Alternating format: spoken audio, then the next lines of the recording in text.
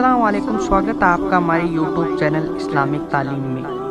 پیارے دوستو، آج ہم آپ کے سامنے پیش کرنے جا رہے ہیں سرکار دو عالم حضرت محمد صلی اللہ تعالیٰ علیہ وسلم کی پیدائش کا واقعہ۔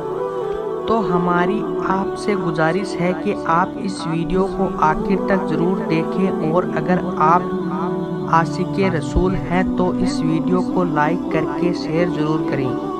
پیارے دوستو، اس کائنات میں جب کچھ نہیں تھا، صرف اللہ تعالیٰ تھا، تو اللہ تعالیٰ نے چاہا کہ پہچانا جاؤں، تو اللہ تعالیٰ نے سارے حسن کو سمیٹ کر ایک نور کو پیدا کیا اور اسے اپنا محبوب بنا دیا، اور اس نور مقدس کو زمانہ حضرت محمد صلی اللہ تعالیٰ علیہ وسلم کے نام سے جانتا ہے۔ پھر اللہ وبارک تعالیٰ نے چاہا کہ اپنے محبوب کی تعریف کرواؤں، میں اپنے محبوب کی پہچان کرواؤں، ان کی خوشبو سے جہاں بناؤں، تو اللہ وبارک تعالیٰ نے زمین و آسمان کو بنایا، فرشتوں کو تخلیق کیا، کائنات کے ذرے ذرے کو حضرت محمد مصطفیٰ صلی اللہ تعالیٰ علیہ وسلم کی آمد کے لیے سجایا گیا۔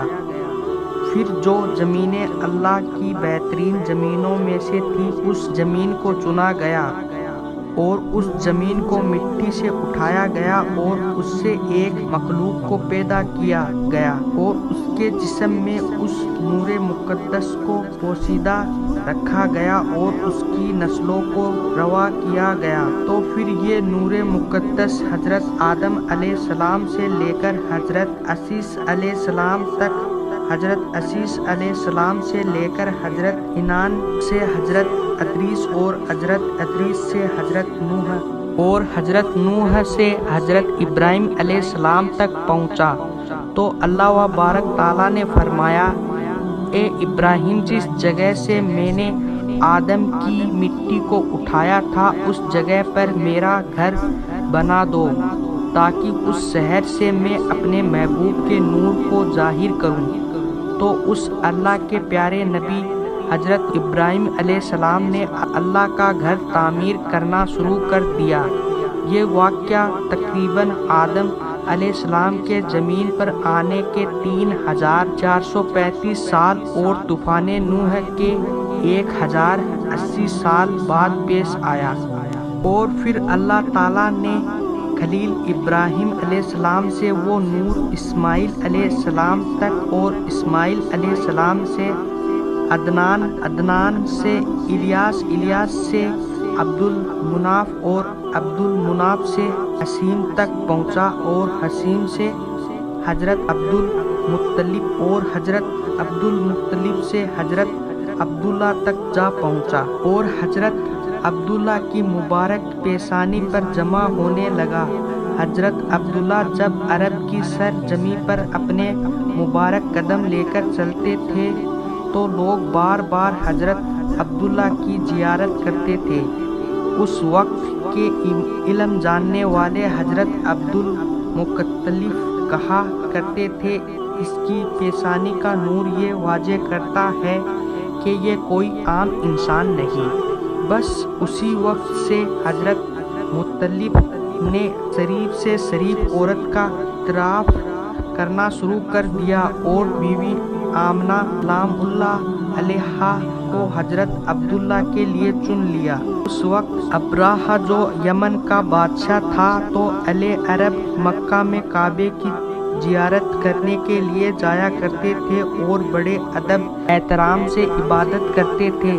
تو اس نے یمن کے شہر سنا میں ایک گرجا گھر بنایا، اور یہ چاہا پورا عرب اس گرجا گھر میں آ کر عبادت کرے، لیکن ایسا نہ ہو سکا۔ تو اس نے جال بن کر یہ چاہا کہ اگر خانہ کعبہ کو نیست و نابود کر دیا جائے تو معاذ اللہ، تو میرا گرجا گھر جو بنایا ہوا ہے، تو اس کے اندر پورے عرب کے لوگ عبادت کرنے کے لیے آئیں گے، اور یہ ایک مرکز بن جائے گا۔ اسی منصوبے سے وہ اپنی فوج کو لے کر اللہ تعالیٰ کے گھر کی طرف بڑھا، اور اللہ کا گھر مٹانے کا فیصلہ کر لیا، اور یہاں مکے میں حضرت عبد मुख्तलिफ को हजरत अब्दुल्ला की खबर मिलती है कि वो अरब अल्लाह ताला को प्यारे हो गए। तो ये खबर पहुँचते ही हजरत अब्दुल मुख्तलिफ अपने बेटे के गम में जारो कतार रो रहे थे। तो इतने में कोई शख्स आकर कहता है कि ये मक्का वालों गजब हो गया, यमन का बादशाह हजारों लाखों का लश्कर लेकर अल्लाह के घर को मिटाने आ रहा है। बस ये सुनते ही मक्के में कोहराम मच गया। तो हमारे प्यारे नबी सरकारे दो आलम सल्लल्लाहु ताला अलैहि वसल्लम के दादा हजरत अब्दुल मुख्तलिफ सबको समझाते हैं और अल्लाह के घर में जाकर कहते हैं, ये अल्लाह ये तेरा घर है। वो जालिम बादशाह जिसने अचानक मक्के पर हमला बोल दिया है, यानी हमला करने का फैसला कर लिया है, तेरे घर को तबाह करना चाहता है। ये अल्लाह तू अपने घर की हिफाजत फरमा।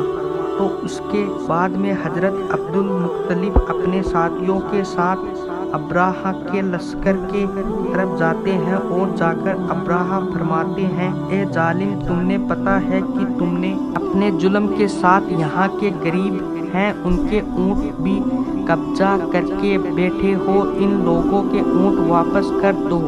अब्रा हैरान हो गया और कहने लगा, ए अब्दुल मुख्तलिफ, तुम तो शहीदे मक्का हो, इन लोगों के क्या तुम्हें फिक्र नहीं कि अल्लाह के घर को तबाह करने जा रहा हूँ। उस जालिम बादशाह का इतना कहना था। हजरत मुख्तलिफ ने फरमाया, ए जालिम बादशाह, क्या तू ये नहीं जानता इस घर का कोई रब है और वो अपने घर को तन्हा नहीं छोड़ता।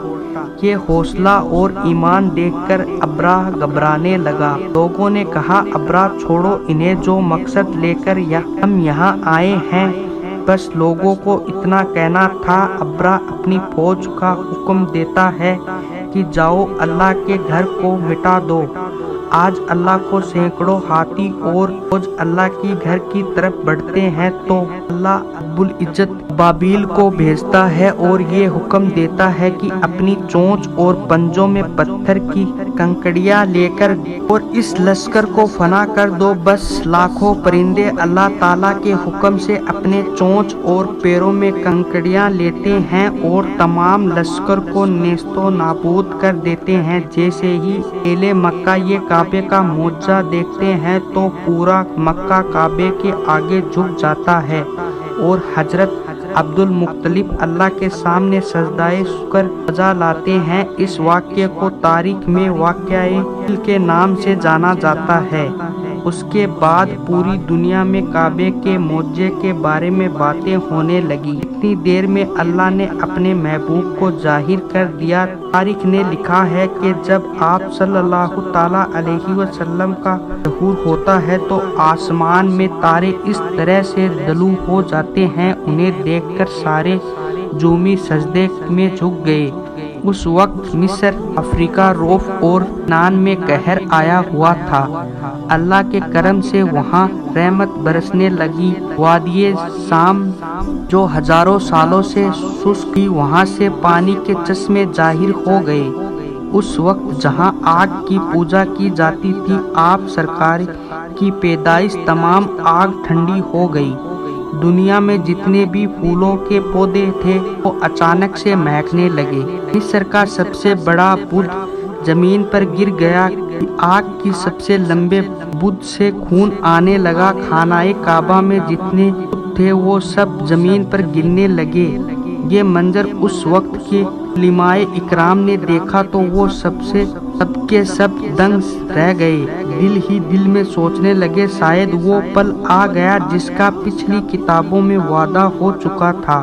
और इधर जब हजरत अब्दुल मुख्तलिफ ये सब मंजर देखते हैं तो फौरन अपने घर की तरफ बढ़ते हैं।